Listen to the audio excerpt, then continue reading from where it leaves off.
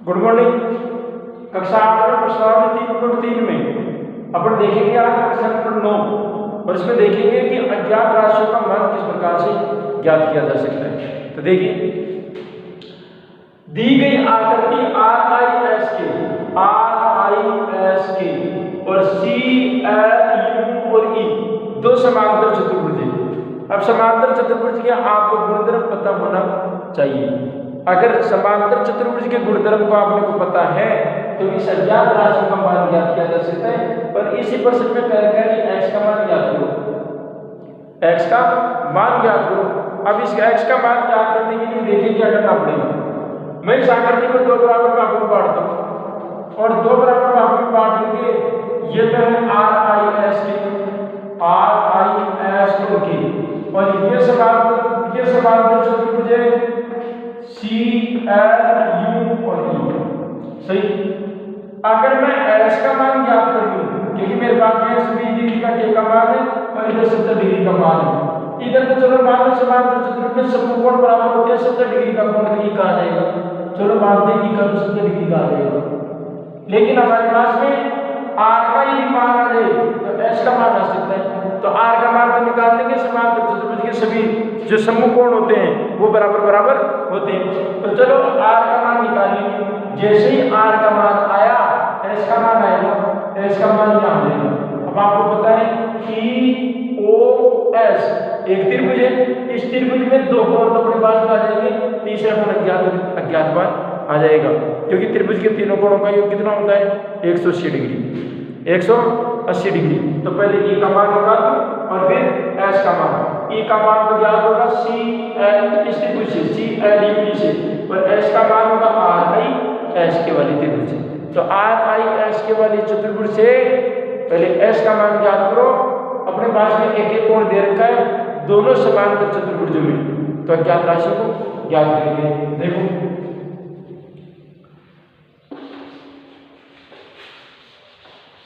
चतुर्भुज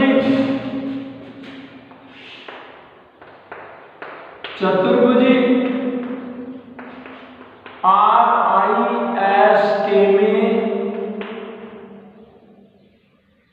कोण C बराबर कोण K, जो कि सम्मुख कोण बराबर होते हैं, सम्मुख कोण बराबर होते हैं। तो कोण C हमारे को ज्ञात नहीं है।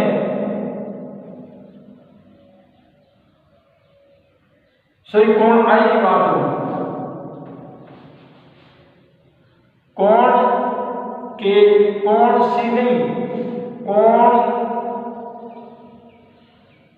कोण के बराबर है कोण I की, कोण के बराबर है कोण I की। तो कोण के जितने डिग्री का होगा कोण I भी उतने डिग्री का होगा। तो कोण के कितने डिग्री का है 120 का, इसलिए कोण I भी कितने डिग्री का हो जाएगा 120 डिग्री का, 120 डिग्री का। भाई K का समूह कोण कौन सा है I, K का समूह कोण कौन सा है I है। अब देखो इसी प्रकार कोण R बराबर कोण S, जो कि ये भी समूह कोण है और समूह कोण बराबर होते हैं। अब ये दोनों कोण नहीं ले रखे तो इसको मान लो दोनों कोणों को कि दोनों कोण A डिग्री के, दोनों ही कोण समान है और दोनों ही कोण A डिग्री के, तो A डिग्री के हो जाएंगे। समांतर चतुर्भुज के चारों कोणों का योग कितना होता है 360 डिग्री। तो समांतर चतुर्भुज के चारों कोणों का योग, समांतर चतुर्भुज के चारों कोणों का योग होता है 360 डिग्री, 360 डिग्री। तो समांतर चतुर्भुज का पहला कोण यानी कोण R प्लस कोण I प्लस कोण S और प्लस कोण K बराबर चारों कोणों का योग 360 डिग्री। तो कोण R का मान तो हमारे को में नहीं, ये डिग्री का मान लिया। कोण I की भी 120 डिग्री आ गई। कोण S का हमारे को A डिग्री का मान लिया, A डिग्री का, और K का मान अपने को ऑलरेडी परसेंट दे रखा है 120 डिग्री का, 360 डिग्री हो गया। 120 240 और A 2A प्लस 240 डिग्री बराबर 360 डिग्री। पक्षांतर निकलेंगे इसका 240 प्लस का पक्षांतर करने पर माइनस का हो जाएगा, तो 2a बराबर 360 डिग्री माइनस 240 डिग्री का 2a बराबर कितने बचेंगे 120 डिग्री।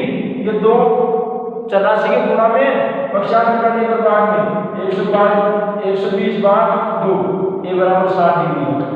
a को क्या माना था, a को माना था अपने कोण r और कोण s, तो कोण r का मान और कोण s का मान कितना हो जाएगा 60 डिग्री। इसका मतलब ये कोण कितने डिग्री का हो गया 60 डिग्री। ये कोण कितने डिग्री का हो गया 60 डिग्री का। अब आगे बढ़ो,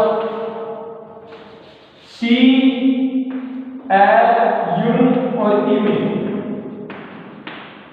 कोण E बराबर कोण L, ये भी समकोण है। समांतर चतुर्भुज, समांतर चतुर्भुज के समकोण क्या होते हैं बराबर होते हैं।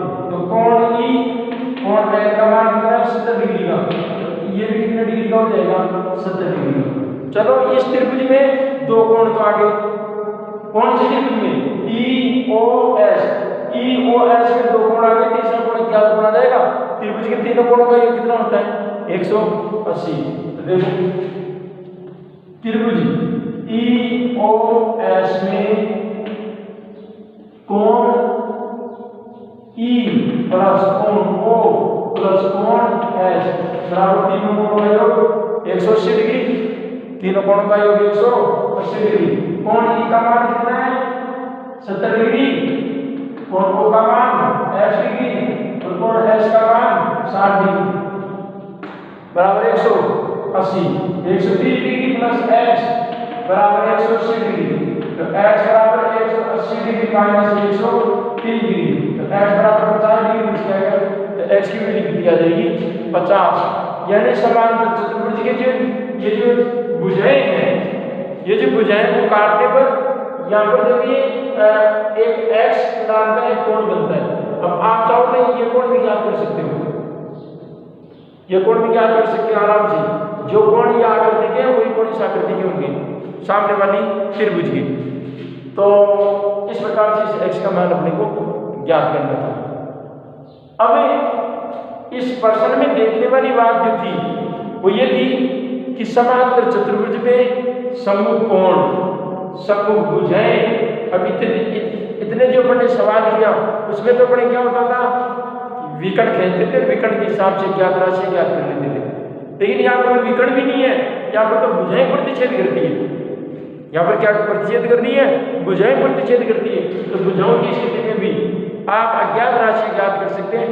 आप उनके शीर्ष कोण ज्ञात करो, जो भी शीर्ष कोण ज्ञात करने के बाद जो आकृति बनती है, चाहे वो त्रिभुज की बने, चाहे वर्ग की बने, चाहे समांतर चतुर्भुज की बने, उस अज्ञात राशि का मान ज्ञात करें। आगे देखिए एक सवाल और, प्रश्न नंबर 10, बताइए कैसे यह आकृति एक समलंब आकृति है। समलंब आकृति का मतलब ये समलंब चतुर्भुज है क्या।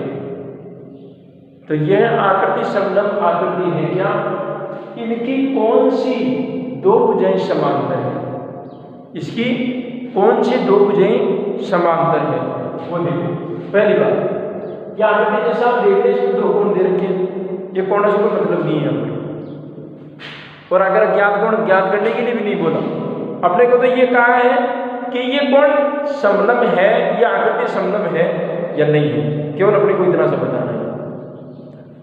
अब ये बताने के लिए अपने को क्या करना होगा, देखिए समलंब आकृति वो आकृतियां होती हैं जिसकी पहली शर्त तो ये है कि इनकी समांतर भुजाएं, सम्मुख भुजाओं का जो समांतर जोड़ा है, समांतर रेखाओं का जो जोड़ा है वो समांतर चलता है, वो कभी प्रतिच्छेद नहीं करता। पहली बात तो ये है। समलंब जो चतुर्भुज है उसका जो सम्मुख भुजाओं का जोड़ा है वो समांतर चलता है, वो कभी प्रतिच्छेद नहीं करता, पहली बात। दूसरी बात, इस समलंब चतुर्भुज का कुछ जो शीर्ष है, ऊपर वाले जो शीर्ष है, चाहे आधार पर बने शीर्ष हो चाहे ऊपर वाले शीर्ष हो, अगर किसी सम्मुख भुजा पर लंब डाला जाए तो लंब डलना चाहिए, लंबी डलना चाहिए, वो समलंब चतुर्भुज कहलाता है। अब इस आकृति में जनाब देख रहे हैं एम शीर्ष की में सामने वाली भुजा तुलन बन रहा है आराम से, और एम शीर्ष की में लन डालू तो इस पर भी लन डल रहा है। तो सम्मुख भुजाओं का जोड़ा भी समांतर है। एम और एन नाम की जो भुजा वो समांतर है के और एल नाम की भुजा की, समांतर है के और एल नाम की भुजा की। तो ये दो शर्तों की वजह से यह एक समलंब चतुर्भुज है। इन दो शर्तों की वजह से क्या है, ये एक समलंब चतुर्भुज है। इस समलंब चतुर्भुज में एम और एन नाम की भुजा और के और एल नाम की भुजा समांतर है, और समांतर होने के कारण एक तो समलंब चतुर्भुज है, और समलंब चतुर्भुज की जो सम्मुख भुजाएं हैं वो प्रतिच्छेद भी नहीं करती। ये इनको अगर आगे क्रमबद्ध तरीके से बढ़ाया जाए तो ये भुजाएं कभी प्रतिच्छेद नहीं करेंगी। और साथ ही में किसी एक शीर्ष से या दोनों शीर्षों से अगर सम्मुख भुजा पर अगर लंब डाला जाता है तो लंबी डल रहा है। तो इन दोनों शर्तों की वजह से ये एक समलंब चतुर्भुज है। अब आपके प्रश्नावली जो 3.3 है उसमें कुछ सवाल रह गए, उन सवालों को आप सोल्व करें, उनको देखें। और कल अपन देखेंगे कि प्रश्नावली 4 जो कि ज्यामिति है, तो ज्यामिति में ऐसा क्या है, ज्यामिति का मतलब क्या है, ये कैसी आकृतियां होती हैं, और साथ ही में अपन ये भी देखेंगे कि क्या ज्यामिति में कुछ ऐसी परिस्थितियां भी है क्या जिनकी गणना या अज्ञात राशियां ज्ञात की जा सके, वो कल देखेंगे। आज आपको प्रश्नावली 3.3 की जो प्रश्न रह गए, जैसे कि 12 प्रश्न है इसके अंदर प्रश्नावली 3.3 में जो 10 तक हो चुके, ये 2 सवाल आपको करने को दिक्कत आए तो आप किसी भी माध्यम से आप स्कूल तक इस समस्या को पहुंचाएं और उस समस्या का समाधान हम आपको देंगे। और प्रश्नावली जो चौथी है वो ज्यामितीय संरचना है, ज्यामितीय अवधारणाएं हैं, उसमें वही त्रिभुज ज्यामिति से जुड़ी हुई जो समतल आकृतियों जो है वो बढ़ देखेंगे। आज के लिए इतना ही, बहुत बहुत धन्यवाद।